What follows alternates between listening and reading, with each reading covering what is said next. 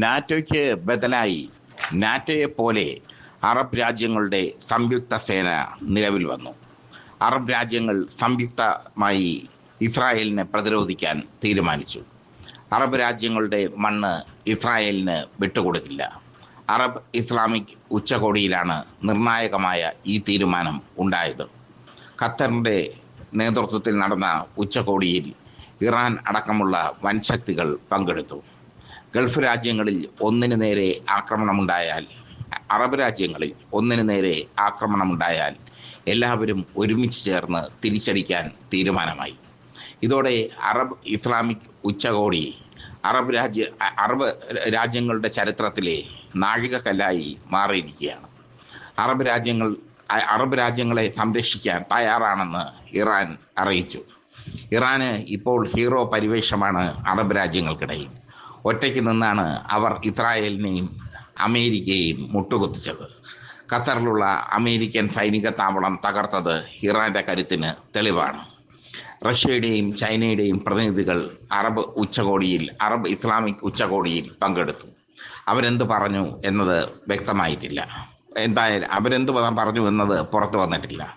എന്തായാലും നാറ്റോയ്ക്ക് ബദലായി അറബ് രാജ്യങ്ങളുടെ സംയുക്ത സേന നിലവിൽ വന്നാൽ അമേരിക്കയ്ക്ക് അറബ് രാജ്യങ്ങളിൽ പ്രസക്തിയില്ലാതായി മാറും.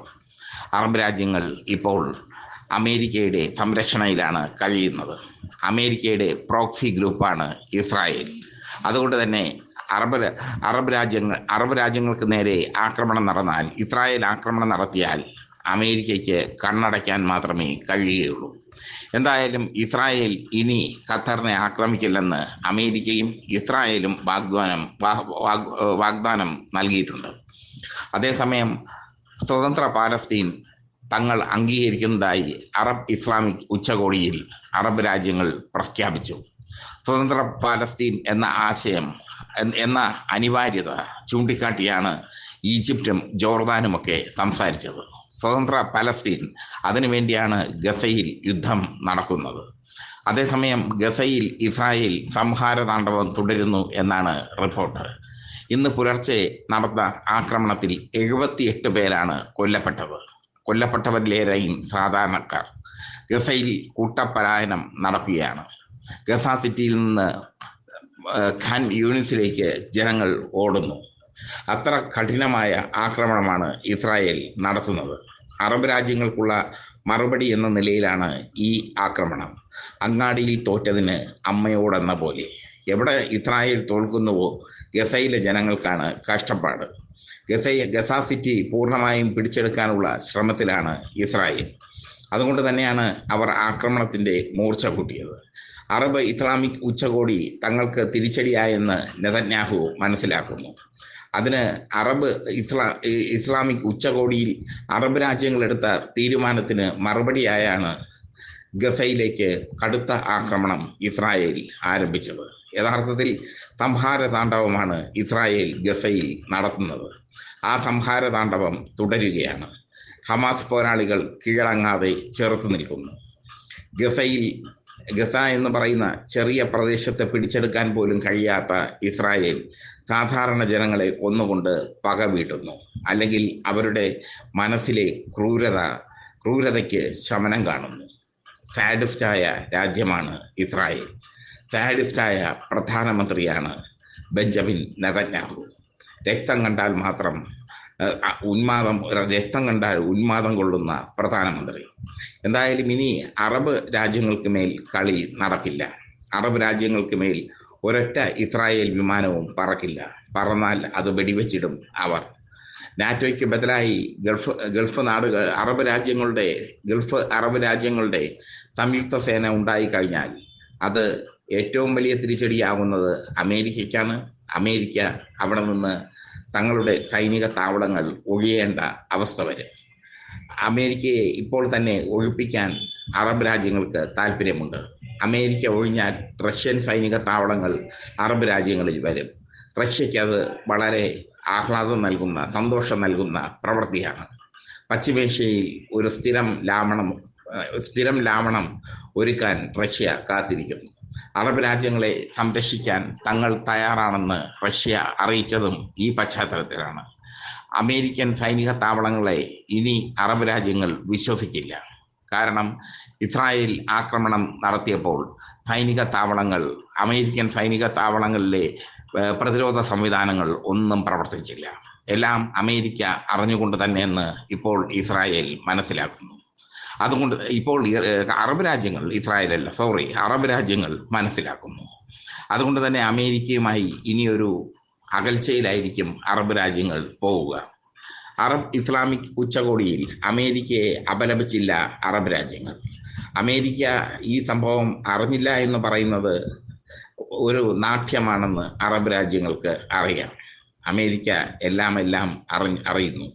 ഇസ്രായേൽ ഒരു ആക്രമണം നടത്തിയാൽ അത് അമേരിക്കയുടെ അറിവോടെ തന്നെ ആയിരിക്കും. അത് വ്യക്തമായ കാര്യമാണ്. എന്തായാലും നാറ്റോയ്ക്ക് ബദലായി ഗൾഫ് രാജ്യങ്ങളുടെ സംയുക്ത സേന ഉണ്ടാകുമ്പോൾ അവർക്ക് ആയുധങ്ങൾ നൽകുന്നത് റഷ്യയും ചൈനയും ഇറാനും ഒക്കെ ആയിരിക്കും. ഇതുവരെയും ഗൾഫ് രാജ്യങ്ങൾ ആയുധപരമായി അല്ലെങ്കിൽ സൈനികപരമായി വികസിച്ചിട്ടില്ല. ടെക്നോളജിക്കലായി അവർ ഒരുപാട് വികസിച്ചു, ബിസിനസ് കാര്യങ്ങളിൽ വികസിച്ചു. പക്ഷെ സൈനികമായി അവർ ഒരു വലിയൊരു ശക്തിയായി മാറിയിട്ടില്ല. പശ്ചിമേഷ്യയിൽ ഇറാൻ മാത്രമാണ് വൻ ശക്തിയായി മാറിയത്. അതിന് കാരണവുമുണ്ട്. ദീർഘകാലം നടന്ന ഇറാഖ് യുദ്ധത്തിന് ശേഷമാണ് ഇറാൻ ആയുധങ്ങൾ ശേഖരിച്ചു തുടങ്ങിയതും വൻശക്തിയായി മാറിയതും. ഇറാഖ് യുദ്ധകാലത്ത് അമേരിക്ക ഇറാഖിനെ സംരക്ഷിച്ചപ്പോൾ ഇറാന് ഒറ്റയ്ക്ക് നിന്ന് പൊരുതേണ്ട ഒരവസ്ഥ ഉണ്ടായി. അന്ന് സദാം ഹുസൈൻ അമേരിക്കയുടെ എല്ലാമായിരുന്നു.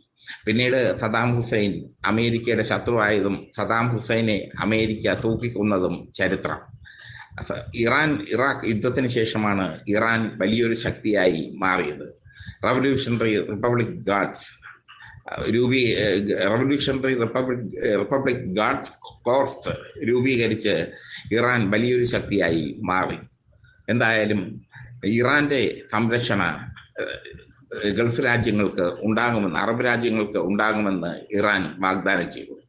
ഇറാന്റെ നേതൃത്വത്തിലായിരിക്കും നാറ്റോയ്ക്ക് ബദലായി അറബ് രാജ്യങ്ങൾ സംയുക്ത സേന ഉണ്ടാക്കുക. ഇതോടുകൂടി അറബ് രാജ്യങ്ങളിലെ നിയന്ത്രണം അമേരിക്കയ്ക്ക് പതിയെ നഷ്ടപ്പെടുകയാണ്. റഷ്യ കുറുക്കനെ പോലെ കാത്തിരിക്കുകയാണ്. അമേരിക്കയെ അറബ് രാജ്യങ്ങൾ തള്ളി പറഞ്ഞാൽ, അമേരിക്കൻ സൈനിക താവളങ്ങൾ ഒഴിപ്പിച്ചാൽ ആ നിമിഷം റഷ്യൻ യുദ്ധവിമാനങ്ങൾ ലാൻഡ് ചെയ്യും അറബ് രാജ്യങ്ങളിൽ. അവർക്ക് സംരക്ഷണമൊരുക്കും റഷ്യ ഇപ്പോൾ ലോകശക്തിയാണെന്ന് തന്നെ തെളിയിച്ചു കഴിഞ്ഞു. നാറ്റോ രാജ്യങ്ങൾ ഒന്നടങ്കം സഹായിച്ചിട്ടും ഉക്രൈനെ നിലയ്ക്ക് നിർത്തിക്കൊണ്ടിരിക്കുകയാണ് റഷ്യ. ഉക്രൈനുമേൽ അന്തിമ വിജയം നേടുന്നതിൻ്റെ സൂചനകൾ കണ്ടു തുടങ്ങിയിരിക്കുന്നു. ആ യുദ്ധത്തിൽ നാറ്റോ രാജ്യങ്ങളെ ഒന്നടങ്കം ഒറ്റയ്ക്ക് നിന്ന് നേരിട്ടു റഷ്യ. അത് റഷ്യയുടെ വലിയൊരു വിജയമാണ്. റഷ്യയെ ലോകം അംഗീകരിക്കുന്നതും അവിടെയാണ്. അറബ് രാജ്യങ്ങളുടെ സംയുക്ത സേനയുണ്ടായാൽ റഷ്യൻ ആയുധങ്ങൾ അവർക്ക് അനിവാര്യമാണ്. അവർക്കാവശ്യമായ ആയുധങ്ങൾ റഷ്യ കൊടുക്കും, ഇറാൻ കൊടുക്കും, ഉത്തര കൊറിയ കൊടുക്കും, ചൈനയും കൊടുക്കും. ചുരുക്കത്തിൽ മാറി വരുന്നു ലോകശക്തികൾ.